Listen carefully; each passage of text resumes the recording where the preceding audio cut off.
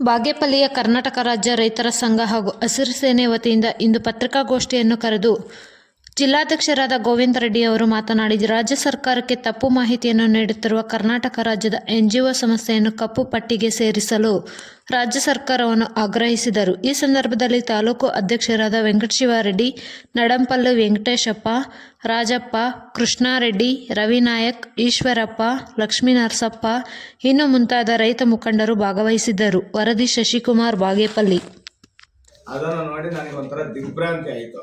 ಯಾಕಂದರೆ ಈಗ ನಮಗೆ ನೀರಿನ ಸಮಸ್ಯೆ ಜಾಸ್ತಿ ಆಗಿದೆ. ಈ ಯೋಜನೆಯು 2019ರಲ್ಲಿ ಮಾನ್ಯ ಮಾಜಿ ಪ್ರಧಾನಿ ದಿವಂಗತ ಅಟಲ್ ಬಿಹಾರಿ ವಾಜಪೇಯಿ ಅವರ ಹೆಸರಲ್ಲಿ ಅಟಲ್ ಭೂಜಲ ಯೋಜನೆಯು ಒಂದು ವರ್ಲ್ಡ್ ಬ್ಯಾಂಕು ಮತ್ತು ಕೇಂದ್ರ ಸರ್ಕಾರ, ರಾಜ್ಯ ಸರ್ಕಾರ ಸಹಯೋಗದೊಂದಿಗೆ ಒಂದು ಉದ್ಘಾಟನೆ ಆಯಿತು. ಆವಾಗ ಕರ್ನಾಟಕ ರಾಜ್ಯದಲ್ಲಿ ವಿಶ್ವ ಬ್ಯಾಂಕ್ ನೆರವಿನಿಂದ ಭಾರತದ 7 ರಾಜ್ಯಗಳಲ್ಲಿ ಅನುಷ್ಠಾನಗೊಂಡಿದೆ. ನಮ್ಮ ಕರ್ನಾಟಕ ರಾಜ್ಯ ಅದು ನಮ್ಮ ರಾಜ್ಯನೂ ಒಂದಾಗಿದೆ. ಅದರಲ್ಲಿ 14 ಜಿಲ್ಲೆಗಳಲ್ಲಿ 41 ತಾಲೂಕು 199 ಗ್ರಾಮ ಪಂಚಾಯಿತಿಗಳಲ್ಲಿ ಇದು ಅನುಷ್ಠಾನಗೊಂಡಿದೆ. ಇದು ಒಂದು PGWM ಕಮಿಟಿ, ಗ್ರಾಮ ಪಂಚಾಯಿತಿಯ ಸದಸ್ಯರು ಎಲ್ಲರನ್ನೂ ಸೇರಿಕೊಂಡು ಒಂದು ಕಮಿಟಿ ಮಾಡಿರ್ತಾರೆ. ಅದಕ್ಕೆ ಒಂದು NGOಗೂ ಒಪ್ಪಂದ ಮಾಡ್ಕೊಂಡಿರ್ತಾರೆ. ಎಲ್ಲ ತಾಲೂಕುಗಳಲ್ಲೂ ಒಂದೊಂದು NGOವನ್ನು ಒಪ್ಪಂದ ಮಾಡಿಕೊಂಡು ಕಾರ್ಯನಿರ್ವಹಿಸೋಕ್ಕೆ 11 ಜನ ಮೆಂಬರ್ಸು, ಒಬ್ಬ ವಾಟರ್ ಎಕ್ಸ್ಪರ್ಟು, EC ಎಕ್ಸ್ಪರ್ಟು, ಮತ್ತು ಟೀಮ್ ಲೀಡ್ರು, ಅಗ್ರಿ ಎಕ್ಸ್ಪರ್ಟು, ಒಂದೊಂದು ಒಬ್ಬೊಬ್ಬ ಫೀಲ್ಡ್ ಅಸಿಸ್ಟೆಂಟು, ಮೊಬಿಲೈಸರ್ಸು, DO ಈ ಥರ ಇರಬೇಕಾಗಿರುತ್ತೆ. ಬಟ್ ಒಂದು ಬಾಗೇಪಲ್ಲಿ ತಾಲೂಕಲ್ಲಿ 78 ಲಕ್ಷ ಇದು ಇಟ್ಟಿದ್ದಾರೆ NGOಗೆ. ಕನಿಷ್ಠ ಅಂದರೆ 2 ಕೆಲಸ ಮಾಡ್ತಾ ಇದ್ದಾರೆ. ಗೌರಿಬಿದನೂರಲ್ಲಿ 1,36,00,000ಕ್ಕೆ ಒಬ್ಬ ಬಾಯಮ್ಮ ಇದ್ದಾರೆ. ಚಿಂತಾಮಣಿಯಲ್ಲಿ 1,26,00,000ಕ್ಕೆ 3 ಜನ ಕೆಲಸ ಮಾಡ್ತಾ ಇದ್ದಾರೆ. ಗುಡಿಬಂಡೆಯಲ್ಲಿ 3 ವರ್ಷದಿಂದ ಯಾರೊಬ್ಬರು ಕೆಲಸಗಾರರು ಅಲ್ಲಿ ಕೆಲಸನೂ ಮಾಡ್ತಾ ಇಲ್ಲ. ಅದೇ ರೀತಿಯಲ್ಲಿ ಗ್ರಾಮ ಪಂಚಾಯಿತಿ ಮಟ್ಟದಲ್ಲಿ ನಾಮಕಾವಸ್ಥೆಗೆ ಗ್ರಾಮ ಸಭೆಗಳನ್ನು ಮಾಡಿ ಎಲ್ಲ ತಪ್ಪು ಅಂಕಿಅಂಶಗಳನ್ನು ಮಾಡಿ ಈ ಪ್ರಾಜೆಕ್ಟನ್ನು ಪಾಲ್ದಾರಿಕೆ ಇಲಾಖೆ 13 ಪಾಲ್ದಾರಿಕೆ ಇಲಾಖೆ ಏನಿದೆಯೋ 13 ಪಾಲ್ದಾರಿಕೆ ಇಲಾಖೆಗಳಿಂದ ಮಾಹಿತಿ ಸಂಗ್ರಹಿಸಿ DLI 1, DLI 2, DLI 3, DLI 4, DLI 5 ಅಂತ ಎಲ್ಲ ಅನುದಾನ ಸ್ಟೆಪ್ ಬೈ ಸ್ಟೆಪ್ ಅನುದಾನವನ್ನು ಬಿಡುಗಡೆ ಮಾಡಿದ್ದಾರೆ. ಬಟ್ ಯಾರ್ಯಾರೋ ಹೋಗಿಲ್ಲ, ಒಂದು ಕರಪತ್ರಗಳು ಹಂಚಿಲ್ಲ, ಒಂದು SHG ಮೆಂಬರ್ಸ್ಗೆ ಅವೇರ್ನೆಸ್ ಮಾಡಿಲ್ಲ, ನೀರಿನ ಡೆಪ್ಟಿಸಿ ಎಷ್ಟಿರಬೇಕು, ಯಾವ ಥರ ಇರಬೇಕು ಅಂತ ಏನೇನೋ ಮಾಹಿತಿ ಸರಿಯಾಗಿ ರೈತರಿಗೆ ಏನೂ ಕೊಟ್ಟಿಲ್ಲ. ಅದೇ ರೀತಿಯಾಗಿ ಈ ಅನುದಾನವನ್ನು ಸರ್ಕಾರದ ಅಧಿಕಾರಿಗಳು ಮತ್ತು NGO ಸಂಸ್ಥೆಯವರು ದುರುಪಯೋಗ ಮಾಡಿಕೊಂಡಿದ್ದಾರೆ. ಇದರಿಂದ ನೀರಿನ ಸಮಸ್ಯೆ ಜಾಸ್ತಿ ಉದ್ಭವವಾಗಿದೆ. ಅವರು ನೀರಿನ ಸಮಸ್ಯೆಯಿಂದ ನಮಗೆ ನೀರು ನಮ್ಮ ಜಿಲ್ಲೆಯಲ್ಲಿ ವಿಪರೀತ ಇದಿದೆ ಅಂತ ಹೇಳ್ತಾರೆ. 2023-24 ಅಂತರ್ಜಲ ಮಟ್ಟ ಜನವರಿಯಲ್ಲಿ ಕನಿಷ್ಠ ಅಂದರೆ ಒಂದೊಂದು ಬಾಗೇಪಲ್ಲಿ ಬಂದು 1175 ಮೀಟರ್ಸ್ ಇಷ್ಟು ಆತಂಕ ಇದೆ ನಮಗೆ. ಅಟಲ್ ಭೂಜಲ ಯೋಜನೆ ಬಂದು ನೀರಿನ ಒಂದು ಇದು ರೈಸ್ ಆಗಬೇಕಾಗಿತ್ತು. ಬಟ್ ರೈಸ್ ಆಗಿಲ್ಲ. ಜಾಸ್ತಿ ಒಂದು ಪ್ರಾಬ್ಲಮ್ ನೀರಿನ ಇದೇ ಪ್ರಾಬ್ಲಮ್ ಇದೆ. ಅದೇ ರೀತಿಯಲ್ಲಿ ಮತ್ತೆ 2013ರಲ್ಲಿ ಅಂತರ್ಜಲ 2024ರಲ್ಲಿ ಅಂತರ್ಜಲ ಅಪಾಯದಲ್ಲಿರುವ ಅಂತರ್ಜಲ ನಮ್ಮ ಜಿಲ್ಲೆಯಲ್ಲಿ. ಅದೇ ರೀತಿಯಲ್ಲಿ ಬರದ ಹೊಡೆತಕ್ಕೆ ಕುಸಿದ ಅಂತರ್ಜಲ ತಿಂಗಳ ನೀರಿನ ಮಟ್ಟವನ್ನು 2 ವರ್ಷದಿಂದ ಭೀಕರವಾದ ಒಂದು ಸಮಸ್ಯೆ ಉದ್ಭವಿಸಿದೆ. ಅದೇ ರೀತಿಯಾಗಿ ಇವಾಗ ನೀರು ನಮಗೆ HN ವ್ಯಾಲಿ ನೀರು, KC ವ್ಯಾಲಿ ನೀರು 3ನೇ ಹಂತದಲ್ಲಿ ಬಿಡುಗಡೆ ಮಾಡಿ ಬಿಡಬೇಕಾಗಿತ್ತು, ಅದು ಬಿಡ್ತಾ ಇಲ್ಲ. ಆ ನೀರಿನ ಕೆರೆಗಳು ತುಂಬಿಸಿರೋದ್ರಿಂದ ಸ್ವಲ್ಪ ನಾವು ಬೆಳೆಗಳು ಇಟ್ಕೊಳ್ಳೋಕ್ಕೆ ನಮ್ಮ ಚಿಕ್ಕಬಳ್ಳಾಪುರ ಜಿಲ್ಲೆಯಲ್ಲಿ ಸ್ವಲ್ಪ ಅನುಕೂಲವಾಗಿದೆ. ಆ ನೀರು ಬಿಡದೇ ಇದ್ದಿದ್ದರೆ ಇವಾಗ ಭಯಂಕರವಾದ ಕ್ಷಾಮವನ್ನು ಅನುಭವಿಸಬೇಕಾಗಿತ್ತು. 1,200, 1,500, 2,500 ನೀರು ಬೋರ್ ಹೊಡಿಸಿದ್ರು ನೀರು ಸಿಗುವ ಒಂದು ಪರಿಸ್ಥಿತಿ ಜಾಸ್ತಿ ಕಷ್ಟ ಇರ್ತಾ ಇತ್ತು ನಮ್ಮ ಜಿಲ್ಲೆಯಲ್ಲಿ, ಒಂದು ನೀರಿನ ಅಭಾವ. ಇದನ್ನು ಮನಗೊಂಡು ನಮ್ಮ NGOದವರು ಮತ್ತು ಇಲಾಖೆ ಅಧಿಕಾರಿಗಳು ತಪ್ಪು ಮಾಹಿತಿಯನ್ನು ಕೊಟ್ಟು ಯಾರೇ ಒಬ್ಬ ಅಧಿಕಾರಿಗಳನ್ನು ಸ್ಟಾಫನ್ನು ಇಟ್ಕೊಳ್ಳದೆ, DIP ಅವರು ಯಾರನ್ನೇ ಸ್ಟಾಫನ್ನು ಇಟ್ಕೊಳ್ದೆ ಯಾರೋ ಬೇಕಾಬಿಟ್ಟಿಯಾಗಿ ಮಾಡಿಸ್ಬಿಟ್ಟು ನಾವು NGO ಇಂದ SPM ಆಫೀಸ್ ಕೇಳಿದ್ರೆ ಹೋಗಿ ಮಾಹಿತಿ ಕೇಳಿದೆ ಯಾರು ಬೇಕಾದ್ರೂ ಮಾಡ್ಬೋದು, ಏನಕ್ಕಾದ್ರೂ ಮಾಡ್ಬೋದು ಅಂತ ಅವರು ಹೇಳ್ತಾ ಇದ್ರು. ಆ ಥರ ಹೇಳ್ತಾ ಇದ್ರು. ಅದೇ ರೀತಿಯಾಗಿ ಸರ್, ಈಗ ಅಟಲ್ ಭೂ ಯೋಜನೆ ಅಂತರ್ಜಲ ಏರಿಕೆ ಅಂತ ಹೇಳ್ಬಿಟ್ಟು ಸರ್ಕಾರದಿಂದನೇ ಅಧಿಕೃತವಾಗಿ ಹೇಳ್ದಂಗಿದೆ. ಅದಕ್ಕೆ ನಿಮ್ಮ ಅಭಿಪ್ರಾಯ? ಅಟಲ್ ಭೂಜಲ ಯೋಜನೆ 2019ರಲ್ಲಿ ಆಯಿತು.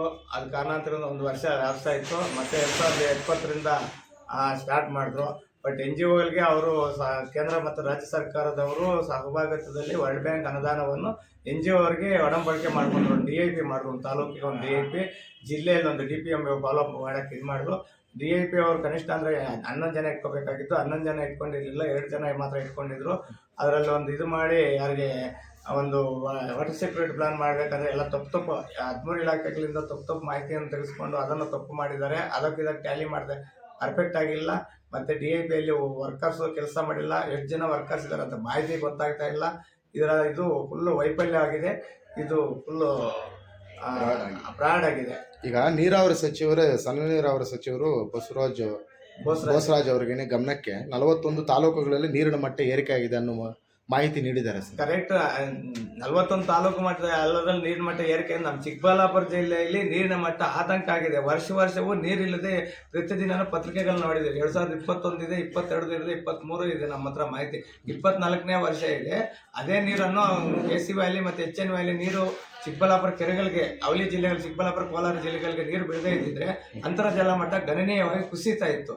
ನೀರಿಗೆ ಅಹಂಕಾರ ಆಗ್ತಾ ಇತ್ತು ನಮ್ಮ ಜಿಲ್ಲೆಯಲ್ಲಿ.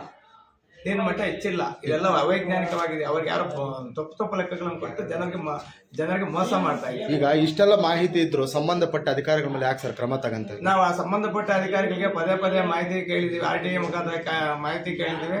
ಅವ್ರು ತಪ್ಪಾಗಿ ಏನೇನೋ ಮಾಹಿತಿ ಕೊಟ್ಟಿದ್ದಾರೆ. ಕನಿಷ್ಠ ಪಕ್ಷ ಡೈಲಿ ಕೇಳ್ತಾ ಇದ್ವಿ. ಇವಾಗ ನಾಳೆನೋ ಅವ್ರು ಬರೋಕ್ಕೆ ಕೇಳಿದ್ದಾರೆ ಆಫೀಸ್ಗೆ. ನಮ್ಮ ಸಂಘಟನೆಯನ್ನು ಕರ್ಕೊಂಡು ಬರ್ತೀವಿ ಅಂದರೆ ಅವ್ರು ಒಂದು ಮಾಹಿತಿ ಕೊಟ್ಟಿದ್ದು, ನೀವು ಸಂಘಟನೆಯವರೆಲ್ಲ ನೀವು ಮಾತ್ರ ಬರಬೇಕು, ಬೇರೆಯವ್ರು ಯಾರೂ ಬರಬಾರ್ದು, ನೀವೊಬ್ಬರೇ ಬಂದು ನೀವೊಬ್ಬರೇ ಫೋಟೋ ಗಿಟ್ಗಳೇನು ತಗೋಬಾರ್ದು ಅಂತ ಕೇಳಿದ್ದಾರೆ. ನಾಳೆ 10 ಗಂಟೆಗೆ ಹೋಗಿದ್ವು. ನಾಳೆ 10 ಗಂಟೆಗೆ ಚಿಕ್ಕಬಳ್ಳಾಪುರ DPM ಕಚೇರಿಗೆ ಕರೆದಿದ್ದಾರೆ. ಹೋಗ್ತಾ ಇದೆ ಮಾಹಿತಿ ಕೇಳಕ್ಕೆ. ಈಗ ಮಾಹಿತಿ ಕೇಳಿದ್ರೆ ಅಧಿಕಾರಿಗಳು ಯಾಕೆ ಸರ್ ಕೊಡ್ತಾ ಇಲ್ಲ? ಅವರು ತಪ್ಪಾಗಿ ಕೊಡ್ತಾ ಇದ್ದಾರೆ.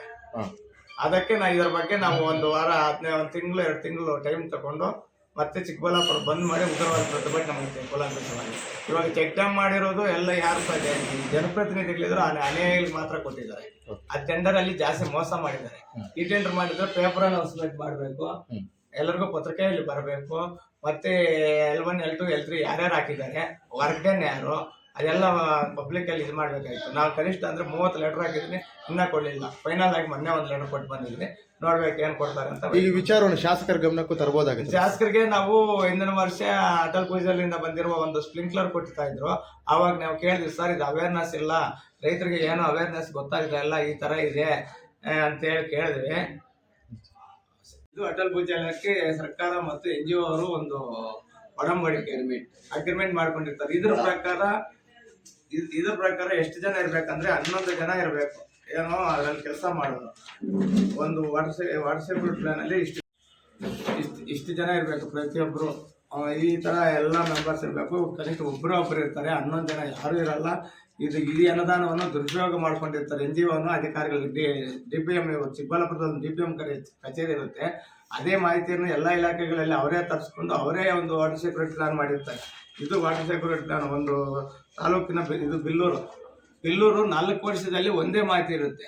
ಇದರಲ್ಲಿ ಒಂದು ಇದು ಮಾಡಿರ್ತಾರೆ, ಏನು ಸಿಗ್ನೇಚರ್ ಮಾಡಿರ್ತಾರೆ ನೋಡಲ್ ಆಫೀಸರು. ಅದು ವರ್ಷನೂ ಒಂದು ರೈನ್ಫಾಲ್ ಡಾಟಾ ಸೇಮ್ ಇರುತ್ತೆ. ಪ್ರತಿಯೊಂದು ವರ್ಷನೂ ಏನು ತಗೊಂಡ್ರು ರೈನ್ಫಾಲ್ ಡೇಟಾ, ಇದು ಎಷ್ಟು ಮಳೆ ಬಿದ್ದಿದೆ, ವರ್ಷನೂ ಸೇಮ್ ಅಂಕಿಅಂಶಗಳಿರುತ್ತೆ.